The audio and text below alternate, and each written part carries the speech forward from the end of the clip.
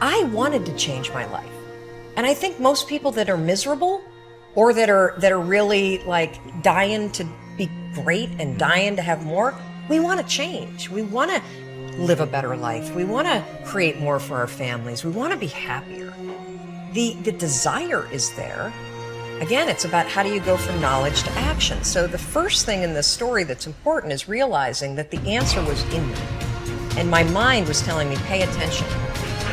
It's your job to push yourself.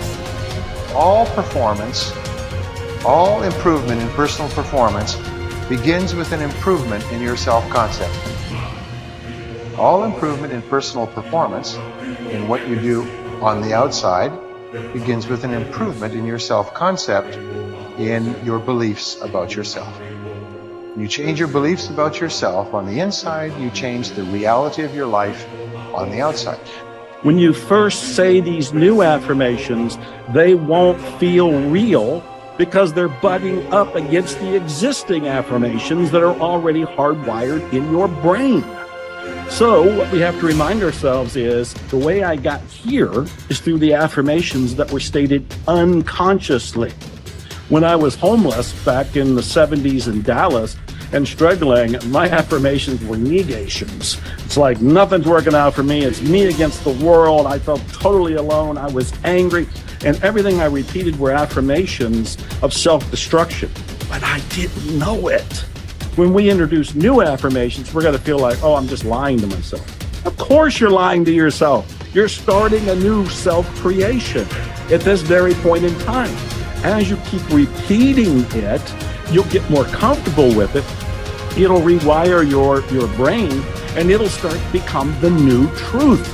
It'll become second nature to you, to the point where you don't think about it anymore, because now you have a new mindset.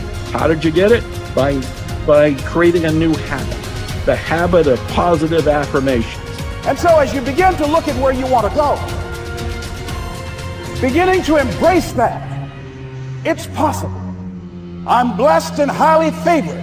I've got a lot going for me. I got some good stuff in me. And it's possible that I can bring my greatness out here in the universe. That I can do what I want to do. It's possible I can write my own book. I can have my own business. I can take the trip and travel around the world. It's possible. I can bounce back from adversity and reinvent my life. It's possible. Regardless of where I am, the things can get better for me. It's possible.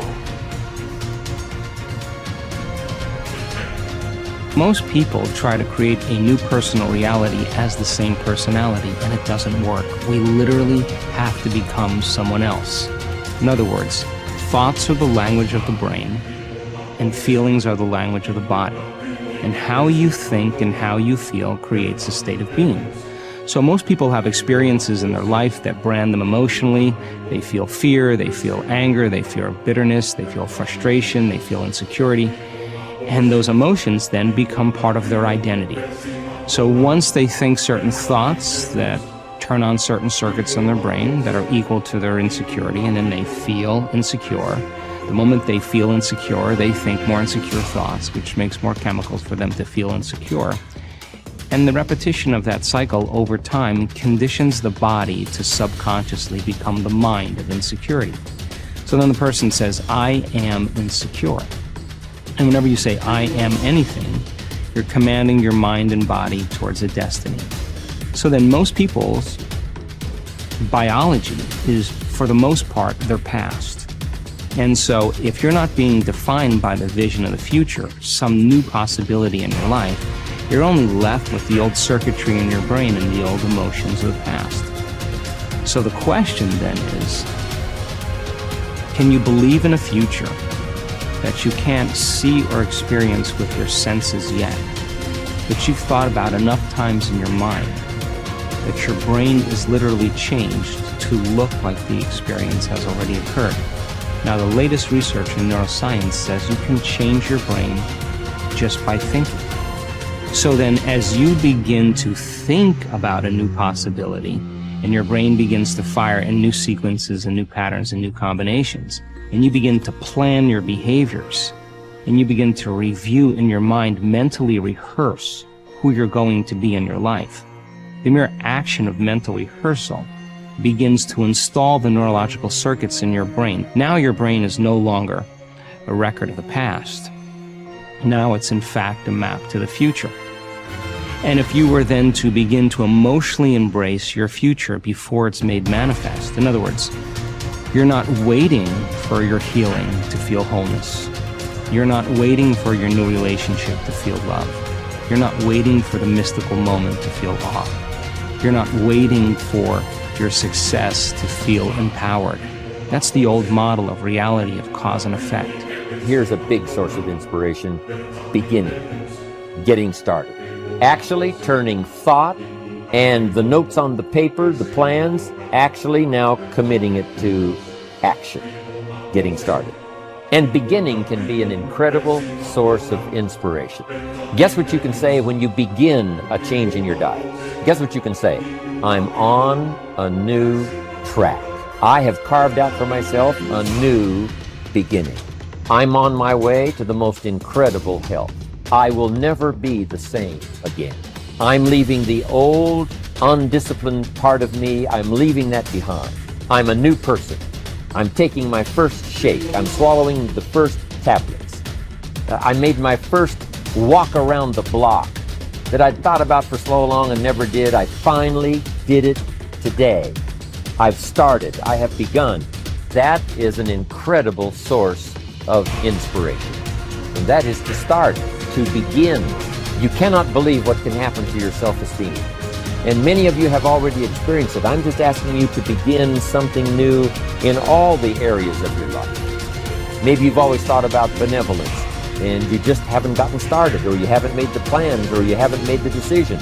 I'm asking you to start taking that stuff now that's in your head, that imagination, which is very powerful, and it's a great source of inspiration in itself. But then I'm asking you then to decide, use that inspiration. Then I'm asking you to make plans, begin to make plans, use that inspiration. And then if you take that first step, it can be the first step of an incredible journey. Ralph Waldo Emerson believed that anyone who had put their heart and soul into their work and had done their very best could hold their head up high.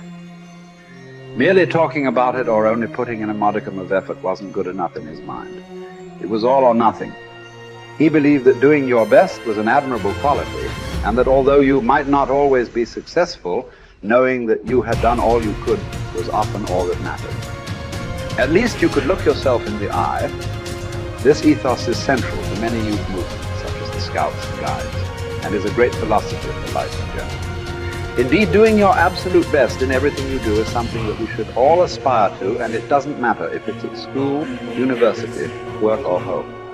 If you think about it, doing your best is also central to self-reliance, because it allows you not only to test your capabilities, but also helps you to learn and therefore extend them.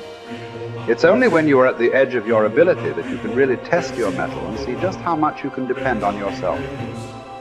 Only ever working inside your comfort zone, or doing just enough to get by, may be easy but is rarely rewarding. And it never allows you to develop into a fully rounded person or realize your full potential. One thing we can take away from our time at school is the way in which we were appraised. Although achievement was important, so was effort, and it was this that measured just how much of our heart and soul we put into our studies. We may not always have got the grades we wanted, but it showed that we had tried. I, for one, always knew what mattered when my report came home. Effort. It's a shame we don't have a similar measurement system at work, as this would allow organizations to identify the true stars who put their heart and soul into their work, and who therefore want the company to succeed. When you are working on your next task, give it your full concentration and really put the effort in to produce the best possible end result. Even if it doesn't lead to glittering success, you should be proud of yourself for doing your very best. No man fails who does his best.